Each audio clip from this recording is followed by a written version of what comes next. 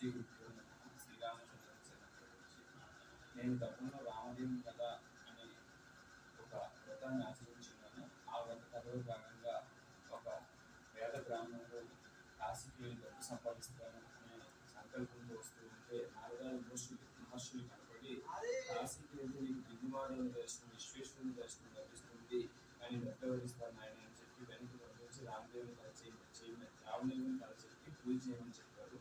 ఆ ఆ బ్రాహ్మణుడు రామదేవుని పూజ నుంచి సుఖ సంతోషాలతో తిరిగాడు. ఆ రోజు నాకు బిందు మాధవుడు అంటే ఎవరు అని నా మస్తిష్కంలో ఒక ప్రశ్న ఏర్పడిందండి. దాని గురించి నేను తర్వాత తెలుసుకోవడానికి ప్రయత్నం చేశాను. బిందు మాధవుడు అంటే బిందు మహర్షి అనే మహర్షి గండకీ నదీ తీరంలో, నేపాల్లోని గండకీ నదీ తీరంలో తపస్సు చేయగా విష్ణుమూర్తి వారు కనపడి సాక్షాత్కరించి ఆయనకి వరాన్ని ఇచ్చారు, అతనికి ఆశీర్వదించారు, మోక్షం ఇచ్చారు. అయితే ఆయనకి వరం ఏమి ఇచ్చారంటే, ఈ భూలోకంలో బిందు నీవి యొక్క పేరేంటి బిందు మహర్షి కాబట్టి నీ పేరుతో నీకు బిందు మాధవునిగా ఈ భూప్రపంచంలో నేను ఉంటాను అని చెప్పి ఆయన బిందు మహర్షికి వరాన్ని ఇచ్చారు. ఆయన ఆ విధంగానే కాశీ క్షేత్రంలో బిందు మాధవుడి పేరుతో వెలిశారు.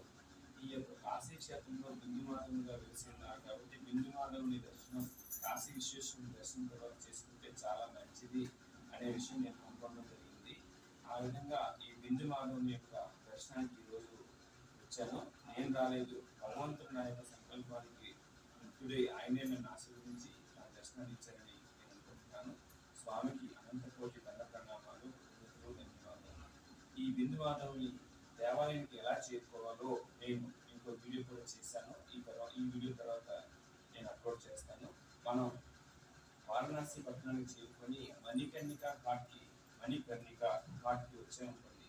మణికర్ణికా ఘాట్ నుంచి సుమారు 5-6 ఘాట్ల తర్వాత పంచగంగా ఘాట్ ఉంటుంది.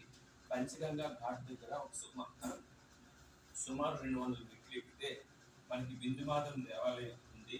బిందు మాధవుని దేవాలయం మాధవుడు శ్రీకృష్ణుడికి ఎంత హాయిగా ఉంటుందో అంత హాయిగా ఉంది ఇక్కడ వాతావరణం అంతా. ఆ పూజారులు కూడా చాలా హెల్పింగ్ నేచర్తో ఉన్నారు. అంతరాలయం దగ్గర వరకు తీసుకెళ్లి మాకు దర్శనమిచ్చారు. శంఖ చక్రధర గోవిందులు మనకు దర్శనమిచ్చారు. స్వామివారి పాదాల వద్ద లక్ష్మీమాత ఉన్నారు. అలాగే ఆలయ ప్రాంగణంలో ఉపాలయాలుగా శివాలయము, రామాలయము ఉన్నాయి. అనేక శివలింగాలు ప్రతిష్ఠించబడ్డాయి. మనకి అత్యద్భుతమైన ఆహ్లాదకరమైన వాతావరణం ఈ గంగానదీ తీరంలో ఉందండి.